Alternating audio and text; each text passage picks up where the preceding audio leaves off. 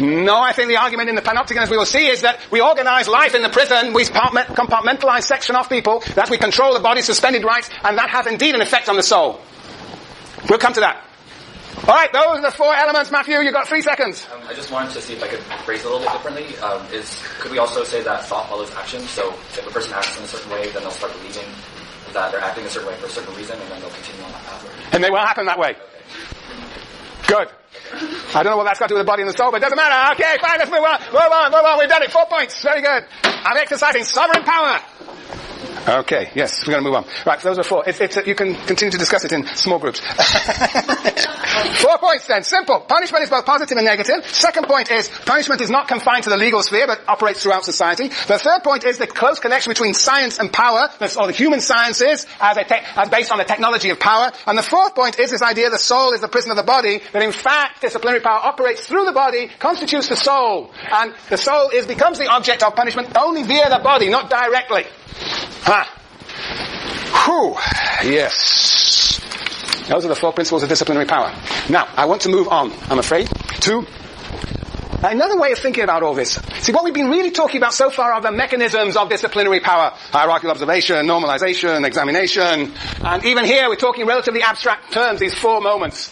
But actually, Foucault also wants to begin to characterize society, through these ideas. And so if we have tactics of power, in which we have surveillance, hierarchical observation, plus normalization, equals examination. At an institutional level, he's going to say in that last chapter, institutional level, we're going to have, instead of surveillance, now he talks about the plague. When a city is invaded by a plague, then everybody is being observed, right? The surveillance, the plague, plus the leper colony. The leper colony is all about confinement, exclusion on the basis of certain norms. Together equals what? The panopticon. Very good. The panopticon.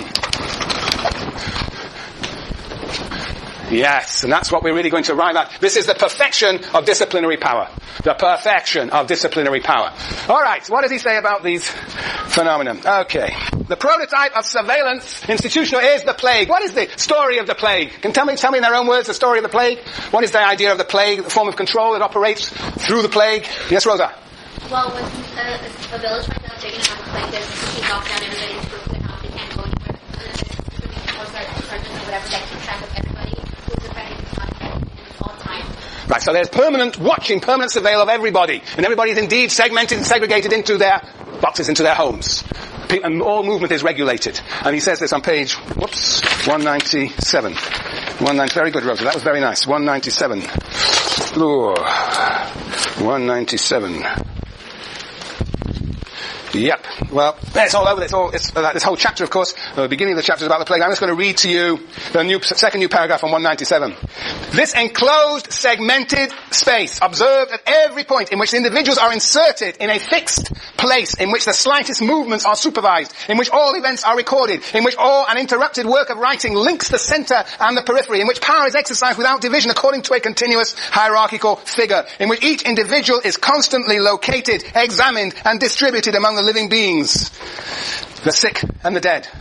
All this constitutes a compact model of the disciplinary mechanism. The plague is met by order. Its function is to sort out every possible confusion. That of the disease which is transmitted when bodies are mixed together. That of the evil which is increased when fear and death overcome prohibitions. Yeah.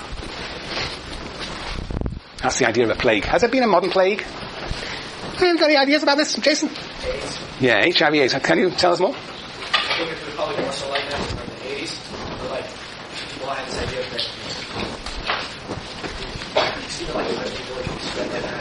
So, AIDS, the idea was people know that HIV/AIDS is contagious through ways people did not comprehend and feared. They feared to be. So what was the result? That was the plague, and what was the response?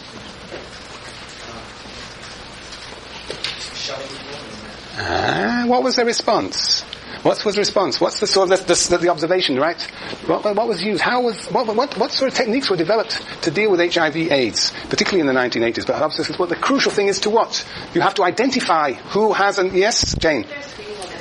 Right, there's a lot of screening. So basically they're screening for the HIV virus, right? So basically then what happens is that everybody becomes screened, everybody becomes watched. But not only that, what else happened? What else goes along with HIV/AIDS? What was the source of the contagion, as it was thought in the 1980s? Claudette. Sexuality, gay sex. But, so promiscuous sex. So what happened is what? What happened? What happened? There were... What? I need to hear that. People stopped being slutty and started being more, vigilant about using condoms and selecting their partners. That's right. Vigilant about using condoms and selecting their partners. I guess you don't anymore do that, right? No, you wouldn't dream of it. Absolutely. What do you do? What? No, they have a lot of vaccinations and stuff. Not for HIV/AIDS, but for HEP and for EPD. Yes, but in the 1980s, this was a real movement to what? To begin to regulate sexuality.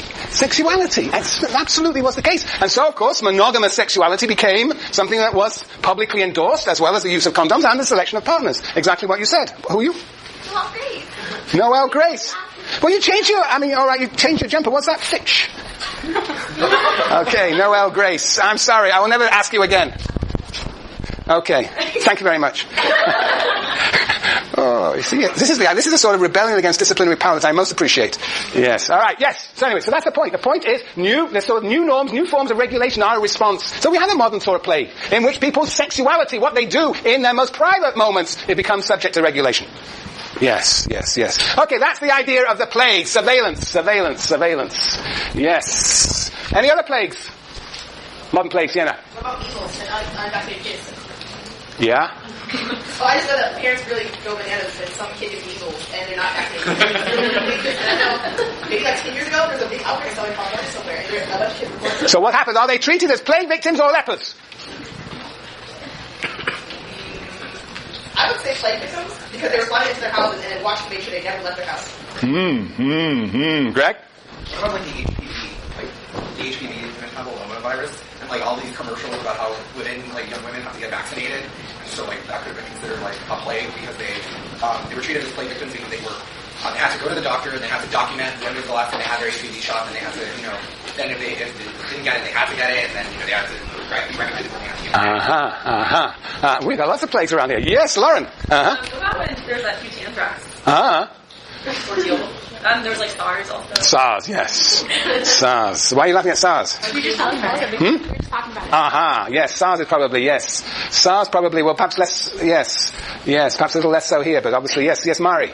I think as opposed to the human papillomavirus thing, being an example of it, I think that's more a marketing technique, kind of building fear in people of this already, fear of being ostracized or plagued. So it's I don't really think that the HPV or whatever does that because it's not that much of a fear and that's not that much instilled in society, but it's kind of playing off of a fear. Right. So right. Perhaps not so pervasive. Yes, Jan. Does it always have to this comparison? Does it always have to be a disease? No. Because I feel it kind of reminded me of 9/11, because a lot of people were scared, so they didn't really get that well. It was more surveillance. Well, we live increasingly, as a result of that so-called war on terror, in a more increasingly surveillance society. Yes. All right, two more. Yes. I would make an argument for child molesters. The fact that they're permanently screened when they go to their job, they have to wear GPS, they can't live within certain distance. We'll come back to the child molesters in a minute. I'm not so sure that the plague is the right metaphor here. Yes, Jessica. When I was in 4th grade, there's a 5th grader who got lice, and then she passed it to the entire 5th grade class, and then passed it to the entire 4th grade girls class. But then it became this issue where every single girl had to go get her hair checked, and boy and girl everyone got checked multiple times throughout the week for lice, and it was just ridiculous. And after a while, people would just put random things in their hair, and so that they could go home and what kind of fine, clean your hair with this. Okay, all right. I guess you understand what a plague is. Now the question is whether you understand what the leper is. The leper. Very good. The leper. What's it mean, the plague and the leper? Here we talk about normalization and the leper colony. What is the leper? The leper is whom? Yes, Katie. I would put them alongside prisoners, and how would you prisoners? Prisoners. Basically what happens to the leper is that they are subject to exclusion, confinement. So, there are all sorts of people in this society who are confined. So-called criminals. Who are the people we think of who are subject to confinement, exclusion? Ariana, you said something. Same as you, I just said criminals. Criminals, yes. People who have like mental disabilities that have like been placed for silence. Mental disabilities, yes. Yes, Ian? People who don't have normal. Well, who? You? No? Sociologists? They're very abnormal people. Yes. Greg? Alcohol, drug addicts. Who else? Who are the people who are excluded, marginalized, locked up, confined, Jane? I was thinking about how some immigrants without documentation might be kind of Immigrants, so-called undocumented immigrants, but that's often difficult to identify. They may be more generate what? And more likely to generate a plague, surveillance of everybody. They could do. Well, we'll see how the immigration law changes. But sometimes, in the 1950s, they had attempts to actually round up undocumented immigrants. So it was called Operation Wetback, and they... Yes, in 1954, I think it was. Isn't that right, Chinzia? 54? Yes. So that's in a sense, that's a confinement, that's the leper, and basically send them back over the border. And of course, there are such activities today. Oh, yes. Yes, indeed. So that's another interesting dimension of contemporary society, U.S. society. Yes, Matthew? The green zone in Iraq. The green zone in Iraq. Yeah. In Baghdad. Yeah, in Baghdad. That's the space occupied by Americans and all. The confinement of the Americans, yes. Yes, that's interesting, whether they are seen to be pejorative. I mean, there is usually some idea of why these people are somehow negatively understood, why they are discriminated against, why they are seen to be deviant. So another example would be homeless, for example. There are also groups of people who have been herded and confined. Yes. There are all sorts of confinements in this society. Yes. I was going to say a lot of there's a lot of communities of housing, poor housing, and things like that, where there's the ghetto. Right, the ghetto may be an area of confinement, so even race may be the basis of confinement. It's Lilia, right? Yeah. Yes. Why am I just blinking on you? Let's think about this. I've forgotten. You've passed out of my mind. Naprit, that's right. Yes. I would say in India, similar to lepers, the untouchables, they were literally... Very good. And if you go in a village, they cannot, they are confined to a certain area of the village, and you do not enter that area of the village, you do not touch untouchables. That's why they're called so-called untouchables. Don't use that language anymore. No. Yes. Very good. You get the idea. Okay, well, let's see if Foucault gets it. 198 is what I want to read to you. It's all over the place. Here he compares the leper and the plague, the confinement associated with the leper and the regulation associated with the plague, the surveillance with the plague. If it is true that the leper gave rise to rituals of exclusion, which to a certain extent provided the model for and general form of the great confinement, then the plague gave rise to disciplinary projects. Rather than the massive binary division between one set of people and another, it called for, this is the plague, for multiple separations, individualizing distributions, and organization in depth of surveillance and control, and intensification and a ramification of power. The leper was caught up in a practice of rejection, of exile, enclosure. He was left to his doom in a mass among which it was useless to differentiate. Those sick of the plague were caught up in a meticulous tactical partitioning in which individual differentiations were the constricting effects of a power that multiplied, articulated, and subdivided itself. The great confinement on the one hand, the correct training on the other. The leper and his separation, the plague and its segmentations. The first is marked, the leper is marked, the second analyzed and distributed. The exile of the leper and the arrest of the plague do not bring with them the same political dream. The first is that of a pure community, the second that of a disciplined society. Two ways of exercising power over men, of controlling their relations, of separating out their dangerous mixtures. The plague-stricken town traversed throughout with hierarchy, surveillance, observation, writing. The town immobilized by the function of an extensive power that bears in a distinct way over all individual bodies. This is the utopia of the perfectly governed city. Yes. And on the next page, third line from the top. Underlying disciplinary projects, the image of the plague stands for all forms of confusion and disorder. Just as the image of the leper, cut off from all human contact, underlies the projects of exclusion. The disciplinary society and the exclusion. Okay, those are the two forms of power. And what does Foucault say? That they come together. What is the perfection of the coming together? What is it? What it means for the leper and the plague? The images of the control of the leper through exclusion and the image of the control of the plague through surveillance and segmentations. What is the coming together? The panopticon, which is what? In these terms, which is what? Yes, Aaron?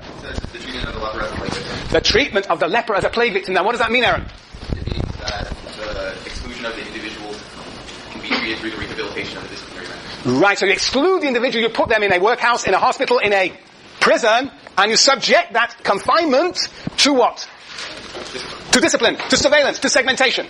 So that is the combination of plague and